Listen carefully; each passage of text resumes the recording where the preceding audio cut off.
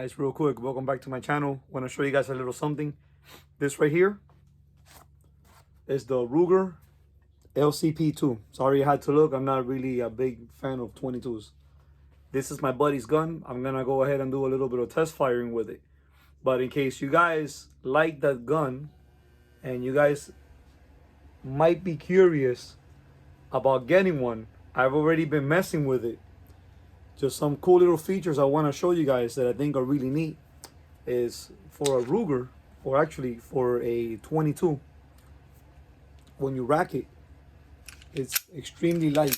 I mean, racking these little guns, at least this one, feels incredible. I'm left-handed when it comes to shooting also.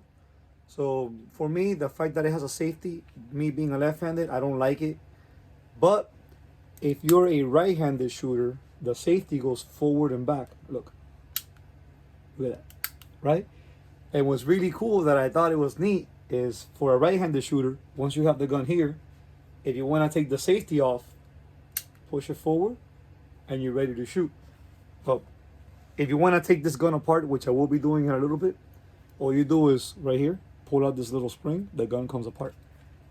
My friend called me yesterday. Oh, I'm sorry. If I'm not mistaken, this holster is now coming with that Ruger.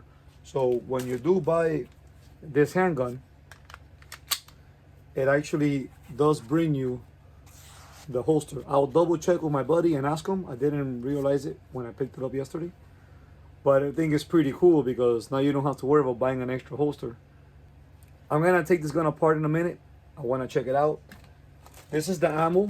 I'm gonna have to call my friend and ask him what make is this ammo from. But the problem that this little gun has been giving him, supposedly every fourth round, the gun won't eject. Or no, I'm sorry, it will eject. It'll have a misfire. A lot of people don't realize it. If you were to buy a 22, you're always told not to be dry firing these guns. Why? Well, when the firing pin hits and there's no round in it, it's actually hitting with the metal, and eventually it gives a wear and tear to the firing pin. I'm sorry, to where it'll just damage it enough that when the firing pin hits the back, the rim fire, it's not gonna be enough to cause the rim fire to actually go off.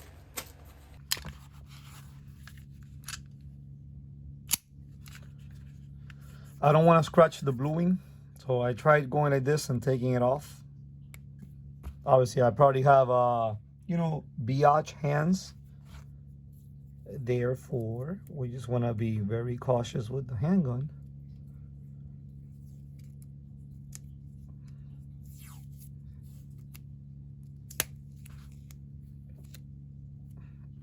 Me personally, I'm gonna go like this.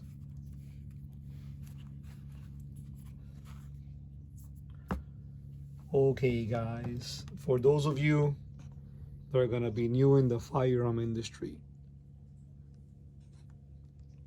you don't realize this now, but every chance you get, try to get yourself some tools, okay? Because, let me see, no. Because sooner or later, you guys are gonna be doing work on your own firearms, and it's nice to have your own stuff so you don't go crazy, or at the last minute, have to go run into the store to buy your own tools. There it is. Okay. I don't have the manual for the handgun. I just picked it up. And I said I'll go check it out.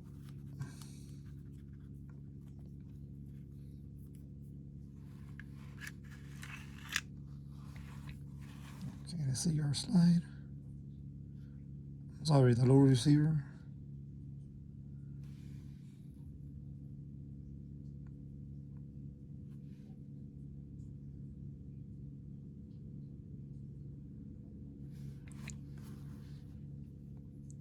I do wonder, because the recoil spring is painted in blue, I wonder if this is to differentiate it from the 380. That I'm not really too sure.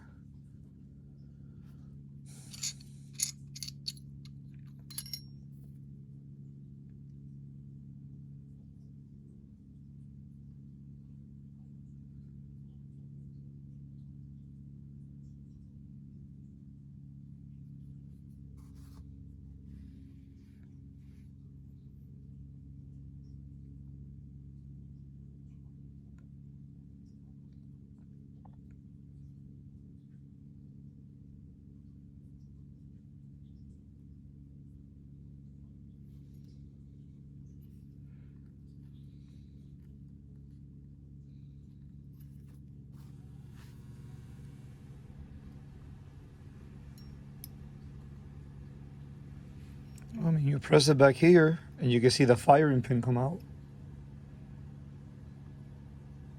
There it is. See it?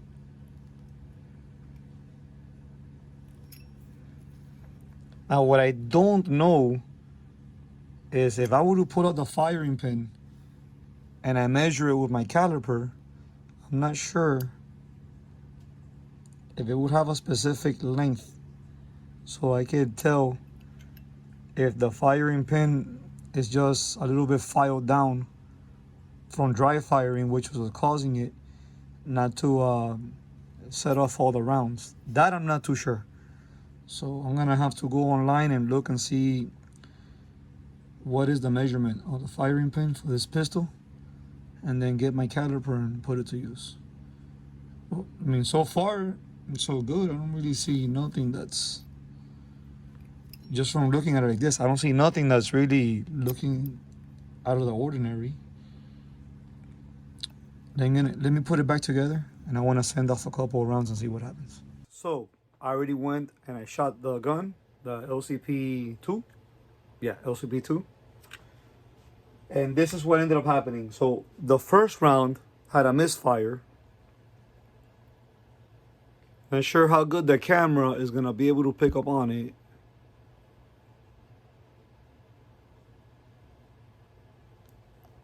And you can see right there where the firing pin hit the rim. The round did not go off. Second round did go off. Now, prior to shooting it, I did break it down, looked at it. It looked like everything was fine. Give you guys some really good news about this, even though it doesn't seem like it's good because of the gun not having not shooting. I ended up calling Ruger, and I spoke with them. The customer service for Ruger is amazing. I explained to them what happened. I said, listen, what I am thinking is the firing pin might be bad. Maybe when it was machined, it wasn't machined to the exact specifications. Or maybe it might be a little bit off with the head spacing of the barrel. So with that being said, what can be done about it? Ruger informed me, hey, listen, this can happen. It's no big deal. What they wanted to know was what type of ammunition did I shoot? So obviously it's 22 long rifle. For the purpose of this video, I don't want to tell you the ammunition brand, only because my channel is for educating people, not dogging brands. They said, okay, the ammunition brand that you shot, we definitely don't recommend it. The ammunition that I personally use for my 22 and my 22 Magnum is CCI. This one is not CCI, but I'm not going to give any other information on it. So they said, okay, it's no big deal. You can go ahead and ship us back the gun. We're going to look at it, because the first thing we do is look at the firing pin. Second thing we do is look at the head spacing of the firing pin with the barrel. Aside from that, I'm going to be posting the number of the Ruger customer service. I hit extension 6, then extension 3, and it got me to the right department. So with that being said, guys, if you have this pistol and this happens to you in the future, just go back to my video, jot down the number, and you'll have any problems solved. Aside from that, what did I really think about this gun? I thought it was a really good gun. So I liked how it felt, especially how you rack it. Oh, it's so smooth. It doesn't know justice seeing it on camera. You gotta actually pick up one of these little miniguns or subcompact guns and go like this and feel it for yourself. I mean, wow. Ruger did one hell of a job with it.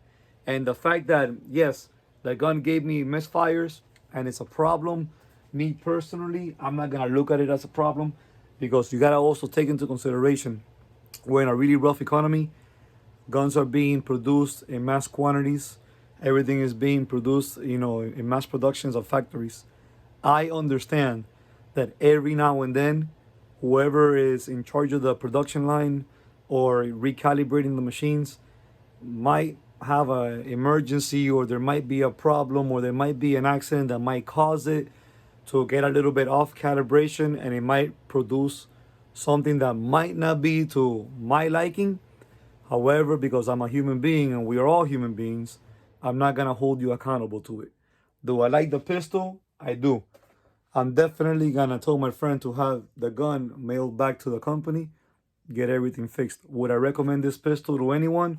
Absolutely. Especially because not just that I like how it feels on the hand, but I really like how racking it actually feels.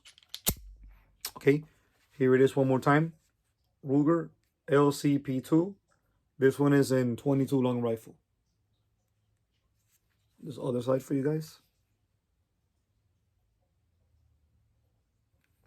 With that being said, guys, this is gonna be it for this video. Guys, please remember, things out there are not looking too good. There's a lot of crazy people in the world. Make sure you guys stay safe, stay armed, and make sure you guys carry daily. Have a wonderful time. Enjoy the rest of your day.